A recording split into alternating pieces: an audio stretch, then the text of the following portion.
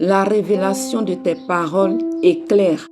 Elle donne de l'intelligence aux simples. Merci Père très saint de parler à nos cœurs au travers de ce message.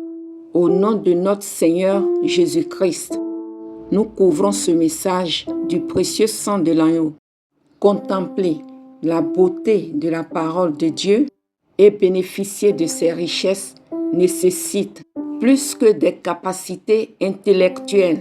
La Bible relate de nombreux faits où la parole de Dieu a été comprise par les hommes à travers la révélation venant de Dieu. Pour notre étude, lisons Jean chapitre 16, versets 16 à 24. Encore un peu de temps et vous ne me verrez plus. Et puis encore un peu de temps et vous me verrez parce que je vais au Père. Là-dessus, quelques-uns de ses disciples dirent entre eux: que signifie ce qu'il nous dit? Encore un peu de temps et vous ne me verrez plus. Et puis encore un peu de temps et vous me verrez. Et parce que je vais au Père. Il disait donc: que signifie ce qu'il dit? Encore un peu de temps. Nous ne savons de quoi il parle. Jésus connut qu'ils voulaient l'interroger et il leur dit: vous vous questionnez les uns les autres sur ce que j'ai dit. Encore un peu de temps et vous ne me verrez plus. Et puis encore un peu de temps et vous me verrez. En vérité, je vous le dis, vous pleurerez et vous vous lamenterez, et le monde se réjouira. Vous serez dans la tristesse, mais votre tristesse se changera en joie. La femme, lorsqu'elle enfante, éprouve de la tristesse parce que son heure est venue. Mais lorsqu'elle a donné le jour à l'enfant, elle ne se souvient plus de la souffrance à cause de la joie qu'elle a de ce qu'un homme est né dans le monde. Vous donc aussi, vous êtes maintenant dans la tristesse, mais je vous reverrai et votre cœur se réjouira et nul ne vous ravira votre joie. En ce jour-là, vous ne m'interrogerez plus sur rien. En vérité, je vous le dis, ce que vous demanderez au Père, il vous le donnera en mon nom. Jusqu'à présent, vous n'avez rien demandé en mon nom. Demandez et vous recevrez, afin que votre joie soit parfaite. Merci Seigneur pour ta parole. Ce texte fait partie d'un long entretien que Jésus a eu avec ses disciples avant qu'il ne fût saisi par les autorités romaines et condamné à mort. Dans ce passage, les propos de Jésus ne sont pas compris par ses disciples, comme il l'exprime au verset 18. Que signifie ce qu'il dit? Encore un peu de temps. Nous ne savons de quoi il parle. Jésus sait. Pourtant, il continue à s'exprimer en parabole. Cependant, il leur fait savoir qu'un jour, ils ne l'interrogeront plus sur rien. Voir le verset 23. Passons à notre rubrique questions-réponses. Question 1. Donnez la structure du test. Réponse. Ce test est présenté selon le principe de la synthèse. Le verset 16 parle de l'annonce de la mort, de la résurrection et de l'ascension de Jésus. Au verset 17 à 19, nous voyons l'incapacité des disciples à saisir le sens des paroles de Jésus. Dans la suite du passage, nous remarquons un schéma similaire à celui des versets précédents se reproduire, ce qui nous amène à déduire que ce texte suit le plan d'une alternance. Ainsi, les versets 20 à 22 parlent de la tristesse, puis de la joie des disciples. Les versets 23 à 24 énoncent la capacité future des disciples à saisir le sens des paroles de Jésus et la promesse de l'exaucement des prières faites en son nom. Question 2. Pour quelle raison les disciples ne comprenaient-ils pas les paroles de Jésus?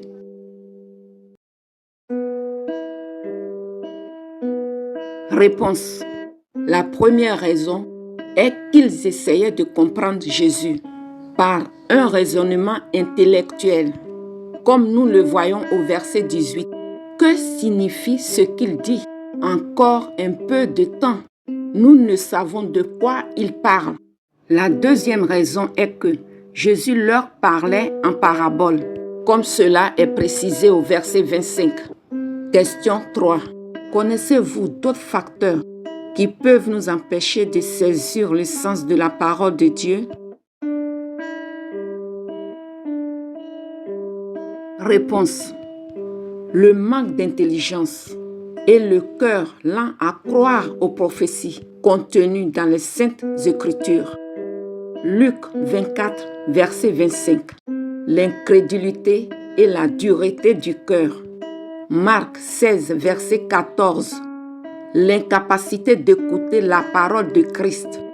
Quoique les oreilles entendent, l'être intérieur rejette la vérité divine. Jean 8, verset 43. Jean 6, verset 60. Ne trouvez aucun plaisir à la parole de Dieu. Jérémie 6, verset 10.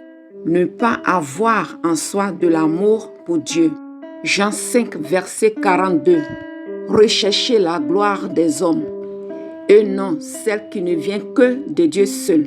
Jean 5, verset 44. Question 4. Quelles sont les conséquences liées à l'incompréhension de la parole de Dieu?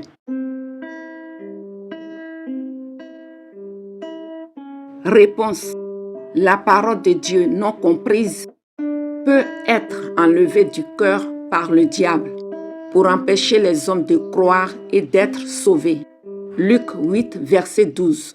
La parole de Dieu non comprise peut être conservée dans le cœur si on la médite continuellement, jusqu'à ce que le Seigneur, par son esprit, nous ouvre l'intelligence pour que nous en recevions la révélation. Jean 2, verset 22. Luc 2, verset 19. Luc 24, verset 45. La parole de Dieu non comprise peut être mal interprétée, conduire un bon nombre de personnes à baser leur foi sur l'erreur et non sur la vérité. Matthieu 22, verset 29. 1 Jean 4, verset 6. Galates 1, verset 6 à 9. Une foi basée sur l'erreur ne peut sauver. Elle est vaine. 1 Corinthiens 15, verset 14. Question 5. Connaissez-vous des facteurs qui contribuent à la compréhension de la parole de Dieu? Réponse. La révélation. Jean 14, verset 26. Psaume 119, verset 130. Écouter ou lire avec foi la parole de Dieu contenue dans la Bible. Jean 6, verset 45. Acte 10, verset 44. La prière, l'humilité et la volonté de connaître Dieu. Psaume 119, verset 18 et 73. Aimer Dieu et aimer sa parole. Psaume 119, verset 97. Jean 14, verset 21. Question 6. Dans le texte que nous étudions, dites à quel moment les disciples comprendront les paroles de Jésus. Réponse. Jésus annonce à ses disciples qu'après le temps de tristesse qu'ils auront à vivre, une joie saisira leur cœur lorsqu'il les reverra. Et nul ne leur ravira cette joie.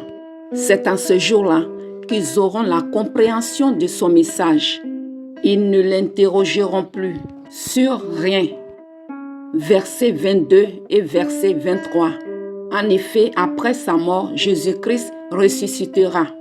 Jean 20. Et par la suite, il enverra le Saint-Esprit à ses disciples. Acte 2. Les disciples verront s'accomplir toutes les paroles que Jésus leur a dites. Et par le Saint-Esprit en eux, Ils auront accès à la compréhension de la parole de Christ. Question 7. Écrire le verset 24.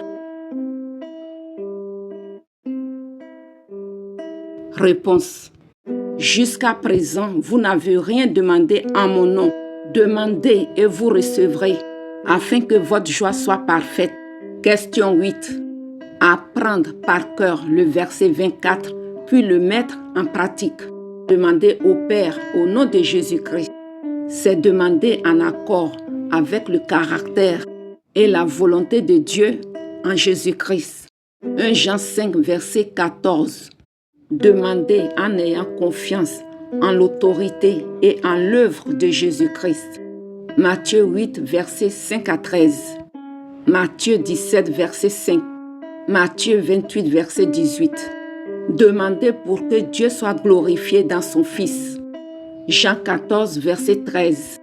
1 Jean 5, verset 15.